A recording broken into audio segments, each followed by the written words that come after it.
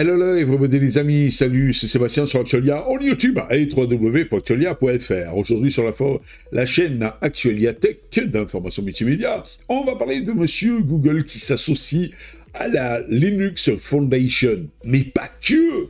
Voilà, je ne sais pas si vous saviez, vous avez donc sûrement entendu ça ou écouté l'info sur Actualia, et bien donc en fait la loi américaine par rapport à l'antitrust et tout, etc., voudrait que monsieur Google donc revende son navigateur Chrome.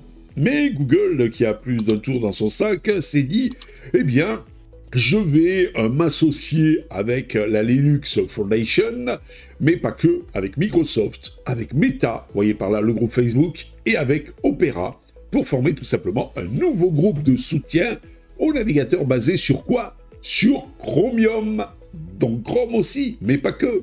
Voilà, puisque vous avez entre autres, eh bien, Edge, Microsoft Edge, qui est donc en fait basé sur Chromium.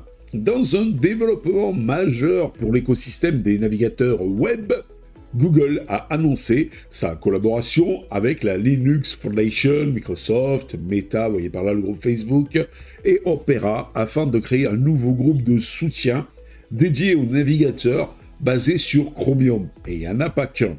Cette initiative vise à renforcer le développement, la sécurité et l'innovation autour du projet open source Chromium, qui d'ailleurs donc existe aussi sur Linux. C'est pour ça qu'il y a la Linux Foundation, qui constitue donc la base de nombreux navigateurs populaires tels que Google Chrome, tels que Microsoft Edge, tels que Opera, tels que Brave, par exemple, pour n'en citer que quelques-uns. Les objectifs du groupe de soutien. Ce fameux groupe de soutien au navigateur Chromium a pour mission principale de favoriser une collaboration plus étroite entre les différents acteurs de l'industrie technologique.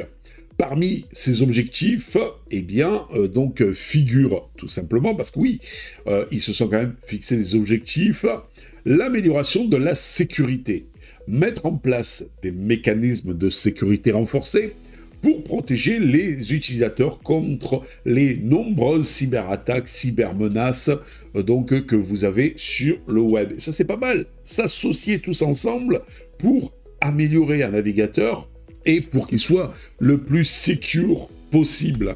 Optimisation des performances. Développer des solutions pour améliorer les performances et la stabilité des navigateurs. Innovation continue.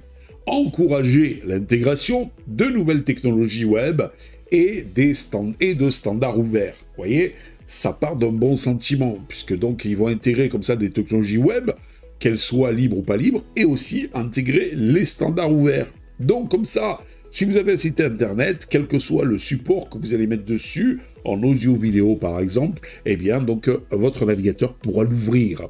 Accessibilité et inclusivité. Assurer que les navigateurs soient accessibles à tous les utilisateurs, indépendamment de leur capacité ou des dispositifs utilisés. Vous voyez par là, que ce soit iOS, que ce soit Android, que ce soit macOS, Linux, que ce soit Chrome OS, que soit tout ce que vous voulez. Un partenariat stratégique. La participation de la Linux Foundation apporte une expertise précieuse en matière de gestion de projets open source. Microsoft, qui a déjà adopté Chromium pour son navigateur Edge, continue ainsi d'investir dans cet écosystème. Meta, de son côté, pourrait utiliser cette collaboration, puisqu'il ne fait pas de navigateur, pour optimiser ses applications web, tandis qu'Opera renforçait sa position en tant qu'acteur innovant dans le domaine des navigateurs. Impact sur l'industrie du web. Cette alliance stratégique pourrait avoir des répercussions significatives sur l'évolution des navigateurs web. En unissant leurs ressources et compétences, ces entreprises pourront donc accélérer le développement de nouvelles fonctionnalités, réduire les vulnérabilités et promouvoir des standards web plus ouverts et plus sûrs. Cette initiative pourrait également influencer la concurrence, en stimulant l'innovation dans les navigateurs alternatifs. Pour conclure, la création de ce groupe de soutien aux navigateurs basés sur Chromium marque une étape importante vers une collaboration accrue dans le développement des technologies web. en conjuguant leur effort, Google, la Linux Foundation, Microsoft, Meta, vous voyez par là Facebook, et Opera ambitionnent de façonner l'avenir de la navigation web en mettant l'accent sur la sécurité, la performance et l'innovation. Vous voyez, donc, vous voyez ce groupe-là qui s'associe comme ça. Et moi, il y a longtemps que je disais que sur Linux, il faudrait que beaucoup de distributions s'associent pour en faire qu'une. Eh bien, vous voyez, ça mettrait justement l'accent sur la sécurité, la performance et l'innovation. Parce que si vous avez des groupes comme ça de distribution qui chacune, donc chaque team apporterait ses innovations, ses améliorations, ses performances et ses accents sur la sécurité, eh bien donc, ça ne ferait que vous aurez moins de distributions Linux, mais plus de distributions Linux innovantes et qui fonctionneraient et qui seraient performantes. C'est ce que demande l'utilisateur au final. Voilà, tout simplement. C'est pour ça qu'entre autres, je dis souvent aux personnes qui veulent débuter sur Linux, n'allez pas sur des trucs exotiques, n'allez pas sur des trucs inconnus, allez plutôt sur des trucs standards. Ubuntu, Linux Mint, Manjaro, Arch Linux, Debian éventuellement, Fedora, vous voyez, des trucs connus, des trucs soutenus, et pas des trucs qui donc sortent un petit peu des sentiers battus, mais le problème qui n'ont aucune communauté derrière. Voilà. Plus dans une team qui crée une distribution, vous aurez de personnes et de soutien financier, plus donc elle sera innovante et vous apportera donc en fait des trucs sympas, de la performance et de la sécurité. Voilà, voilà. Mais ce n'est que mon avis. Mais je pense qu'il est partagé par beaucoup sur Linux, parce que moi, quand je vois des débutants qui me disent « Ouais, Seb, on est complètement perdu. » Donc moi, je dis « Écoutez les gars, si vous voulez débuter sur Linux, ne vous prenez pas la tête. Vous prenez une Ubuntu, voire une Linux Mint, déjà pour débuter, et franchement, ce sera le top.